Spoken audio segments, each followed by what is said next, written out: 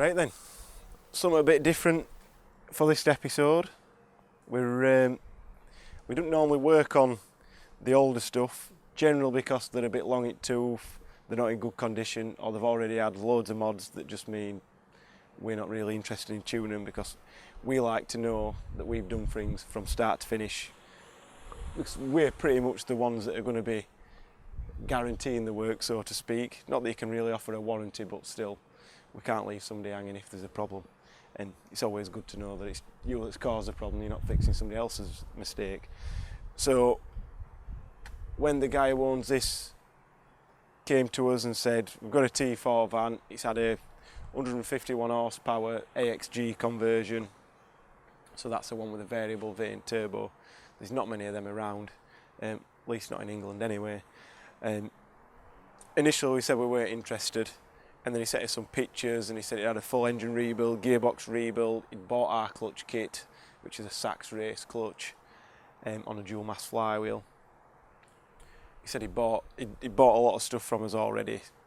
He'd got a race cam in there when he built it, so he wanted us to basically put the finishing touches on there and do what it needs to do. So the initial goal was 300 horsepower, and to get that we said we needed 0.3 turbo injectors, so 320s. The pump needed to be in good condition, which it is. The timing drops off a little bit at the upper RPMs, so it does really, for this sort of power on this engine with these injectors, if we do another one or if we do anything more to this, we are going to have to see what we can do to mod it. The timing piston's fairly straightforward to modify, but you need the pump off and on the bench to verify it's working, so it's not something that we've been able to do. So when the customer was building the engine, he put an upgraded cam in there. We've got some upgraded valve springs, the black top lifters, which is what you want to run. These don't have black top lifters as standard, that's a PD only thing, but they fit in there. And we also supplied some ARP head bolts. If we didn't have that stuff, if you didn't have the cam and the head bolts, we'd be struggling to make the power, and we'd be definitely struggling to hold the head gasket and hold the head down. So it's always a good idea to do that, even if you're not pushing things this hard. So what you can see, looking at it here, the injectors are all buried down there. So we'll start with AEM comb filter.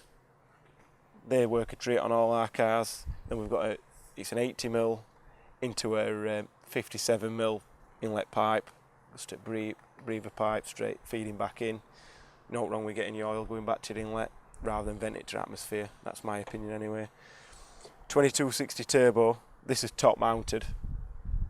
There's not a lot of room where you need it on these engines, and loads of room where you don't need it, so that's why we've had to do what we've got to do.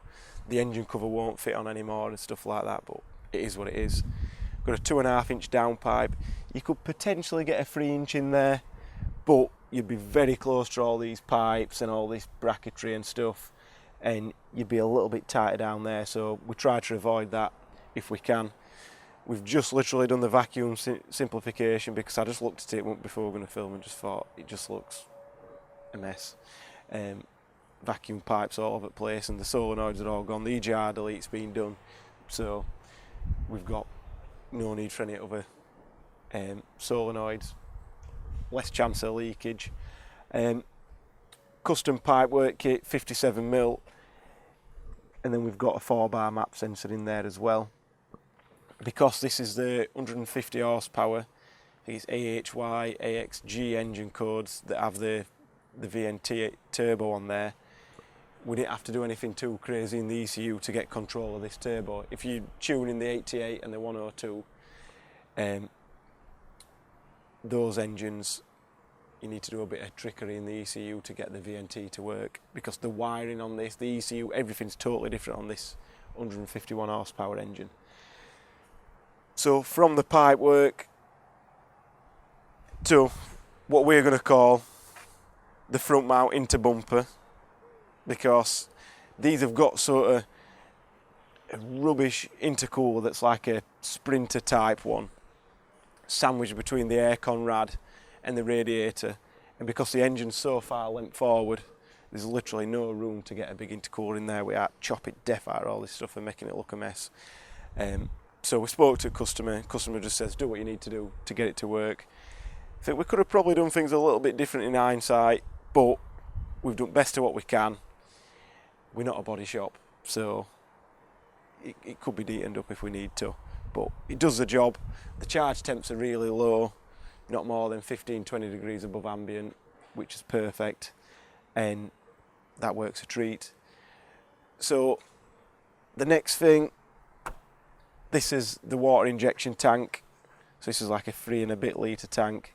So we put 50-50 water methanol in here, which, to be honest, this vehicle is not really fuel limited. We're limited by the timing at the top end of the revs, so it does smoke a little bit. It's inevitable with a VP pump engine. You're only running a few hundred bar pressure compared to like a common rail that's running upwards of 2,000 now, up to 2,500 bar, like in Ara Rosa, and like a PD. Even the earlier PDs, they're knocking on 2,000 bar pressure, peak, not constant. These are, you didn't order a few hundred, so it's not ideal. Put a big nozzle in there, you lower that even further, so you're going to get smoke, it's inevitable. But this is not ridiculously bad. Turn the water injection on and you get a little bit more smoke. So it'd be nice if we can get the pump modded, just to keep the EGTs in check at the upper RPMs, and then the 50-50 methanol water mix, that'll work a treat. As far as I'm aware, the gearbox is standard, but the 151 horsepowers, they've got the strongest gearbox, 6-speed I believe. I might be talking rubbish, I haven't got it into 6th gear, so we'll see. It's a nice thing, it's a really nice thing, obviously a bit unique. I don't think there were many of these built into pickups, crew cab especially. And yeah, I think we just need to get out and have a run in it basically. So as you can hear, that's a fast lift pump going in there. These have not got a lift pump as standard, so to get this sort of power you've got to be feeding a good few PSI. Probably at the top end it's dropping down to 4, mid-range about 8-10 PSI. So it starts up really nice. It's not flat cold, but it does start up pretty nice even from cold. So I'll get my belt on, we'll go for a drive.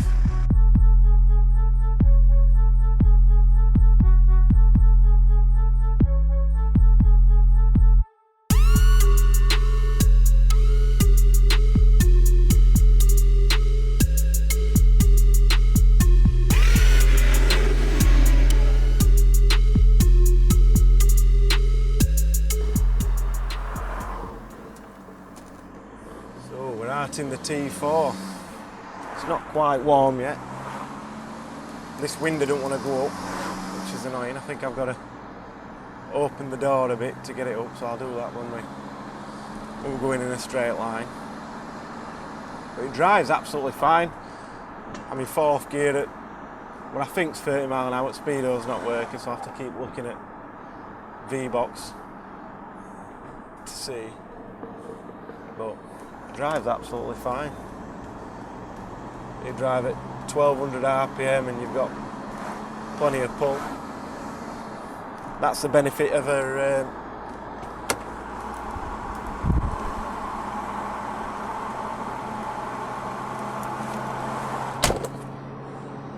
that's the benefit of a 2.5 litre engine. You can spool a bigger turbo a little bit earlier. No smoke when you're cruising around, and a little bit more, 10 PSI, just getting a little flick, no messing. So 3rd gear, not really in front of me, get a little blip. That's 5th gear.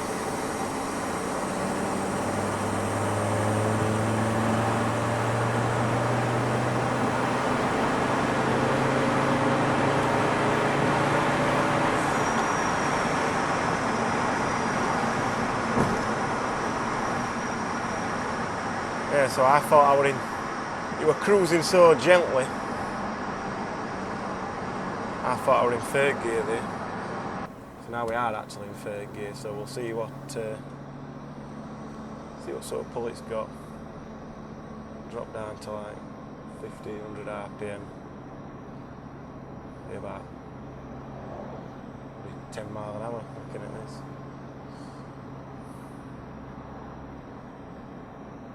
So 1500 RPM, doing like 3 PSI boost cruising, stamp it, a little bit of weight in, off we go.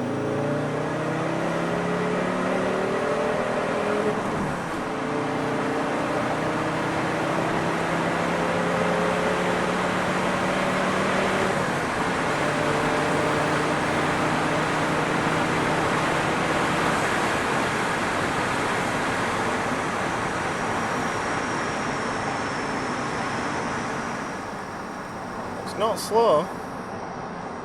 It does what it needs to do. It sounds nice as well. Sounds really nice. And smoke, don't get me wrong, I'd love to have less smoke on every project we ever seem to bloody do, but we're as far as what smoke output this is kicking out for the power it's doing and how it behaves, it's really good. We'll go in second. We'll flick water injection on as well and see what we can get it to do. Straight there between gears.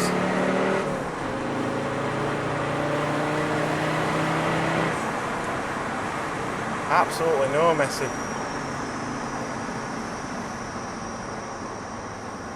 Drives really nice. Very impressed. We've spent a lot of time on the tuning on this, many hours, more hours than we should have done, especially considering it's an older ECU, but still, to get it to drive like this, really, really good. It's not bringing a tear to my eye, I've got something in my eye, but it's really nice. Just straight there, no messing.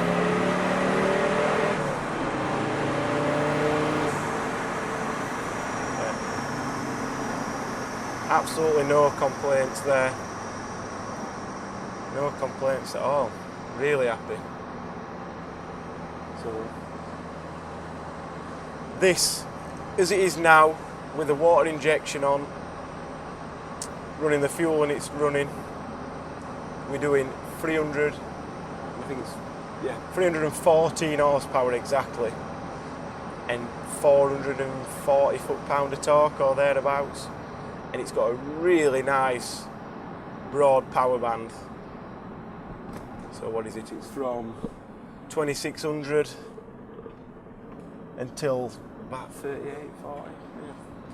4200. You've got pretty much peak torque, then it starts to drop off, which really nice, drives really well. That's the main RPM you want to use, up to like 4 grandish.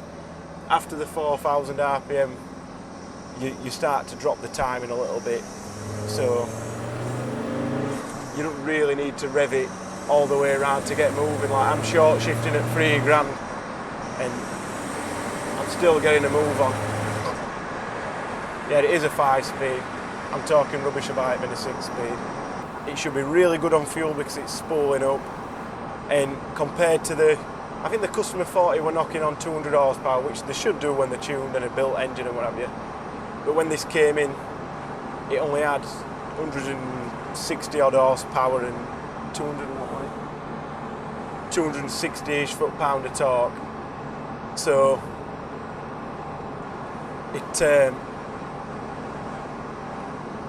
it's a ton faster.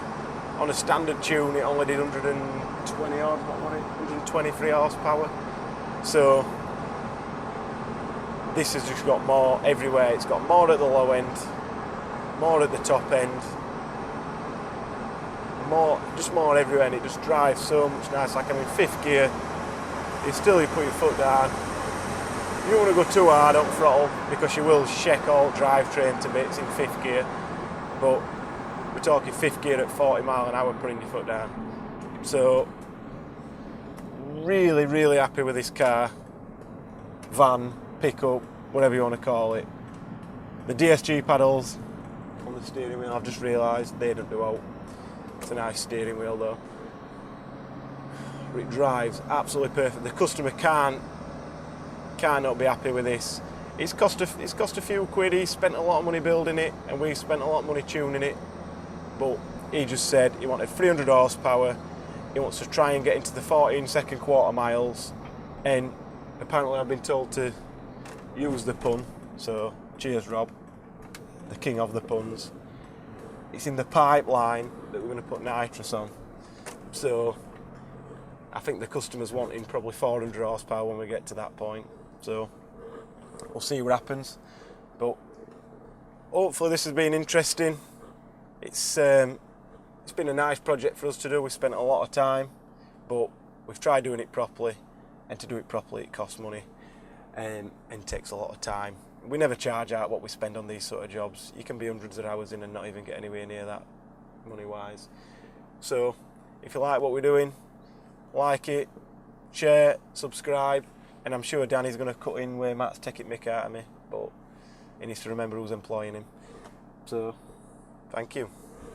Right then, like, share, subscribe. Catch you in the next one.